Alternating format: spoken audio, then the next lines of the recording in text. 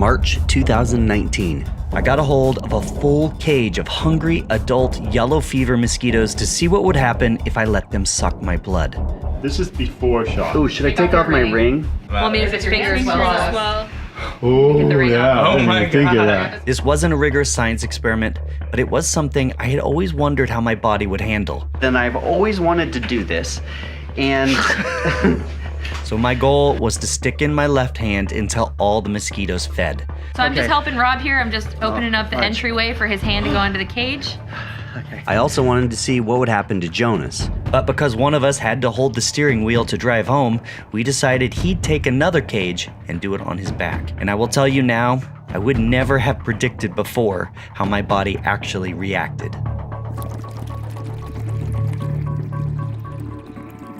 Let's pause right there and take you back to where this journey started for me.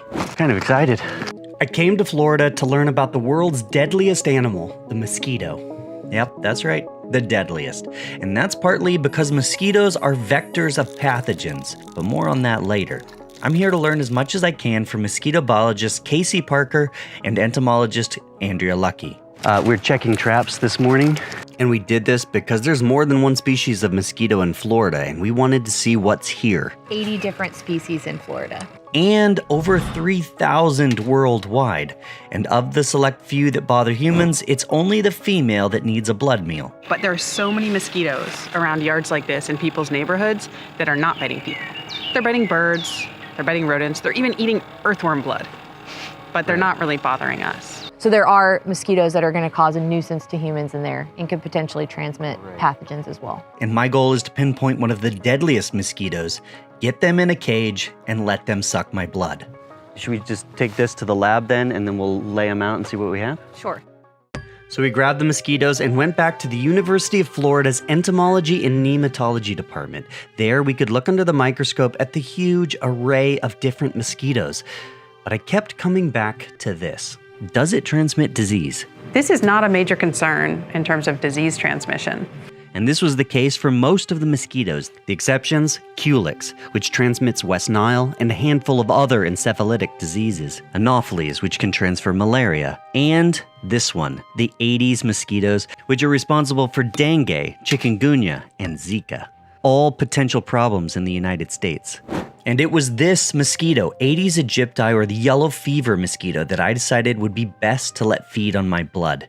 But if I was going to understand the potential for getting one of these diseases, I first had to understand a bit more about mosquito biology. And fortunately for me, Casey had a colony of these across the hall. How many mosquitoes would you say are in this room right now? Like 2,000 per cage? A lot of mosquitoes in here. That's cool. Okay, so this is the pupae. Yes. Whoa, they look so different. They'll emerge out of this pupal casing and they'll come right out directly into this cage. And so this cage we can pull from if we want to do an experiment, we can blood feed them, whatever we need to do. The males are going to emerge first because they're going to come out and essentially get ready. They're waiting for the female to come out. Once the females come off, the males and females mate, and a few days later the female needs a blood meal to complete she needs that to lay her eggs. So she'll take that blood meal. After that, she'll be able to lay her eggs, and then we can start the cycle all over again. So this is a lab colony, and if we did want to have infected mosquitoes, we would have to feed these mosquitoes an infected blood meal. However, these mosquitoes themselves are not infected because they have not taken an infectious blood meal.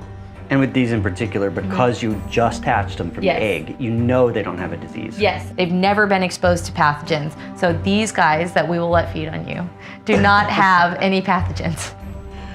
That's good. You see right where I'm breathing, where all these mosquitoes are? Like you have a beard. Oh my goodness. Look at that there. Can you see it? You're looking at, you see it? It looks like little dots poking out through the mesh. At least now I knew I was safe from a deadly disease. And that's why I went back to grab a cage of the hungry Aedes aegypti adults. What I didn't know is exactly how I would deal with my hand in the cage.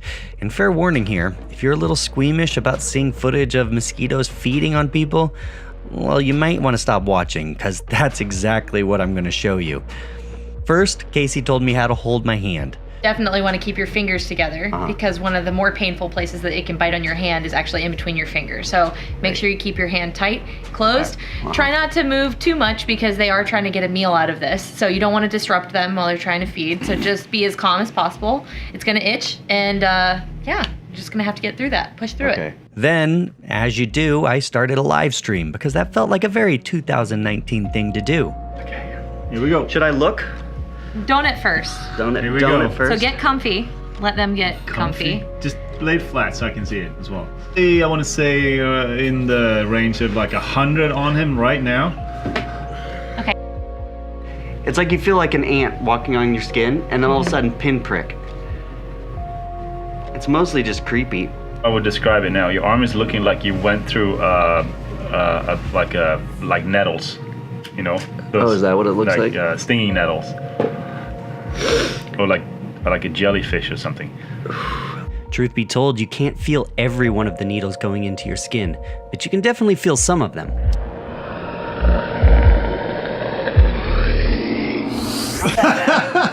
No, hold on. Oh, okay. You got the bug zapper? Come over here, Philip. We got a bug zapper. All right, start pulling. Oh my goodness gracious. Oh yes. So bad. Those are gonna swell a little bigger though. You got some blood there too. Nice job, team. Now Jonas's turn. Oh man. Through the mesh, and so we can see their proboscis coming through the cage, trying to get at his back. Control. So this is kind of the fun aspect of the videos, or at least fun for me to watch. I'm doing good. I can hold a case. Right now, it feels like, have you ever like laid down in like dry hay or dry grass and it starts to itch like crazy? That's kind of what it feels like. It's not painful, it's just itchy. Now it's hay with a few thorns thrown into it, like rose bushes. It's not fun, I'll tell you that. But it's for science. It is for science. Let me. A little hard to focus right now. They prefer human blood. We will help them rear the next generation of mosquitoes for studies. And this is not usually what's going on in my lab. How's your back feeling right now? It's a little itchy. You know what? Those mosquitoes see look the so mosquitoes? happy right now. You might not feel good, but the mosquitoes look delighted. After both Jonas and I let our cage of mosquitoes feed on us, we could take a look at the reaction. Now the odd thing was that I think both of us thought it would be worse right away. Jonas's back was definitely more red and swollen, and here's a shot a day later. Mine was almost non-existent in a day. However, this is the weird thing that happened. Both of us almost said the same thing. We feel sick, but we weren't sick.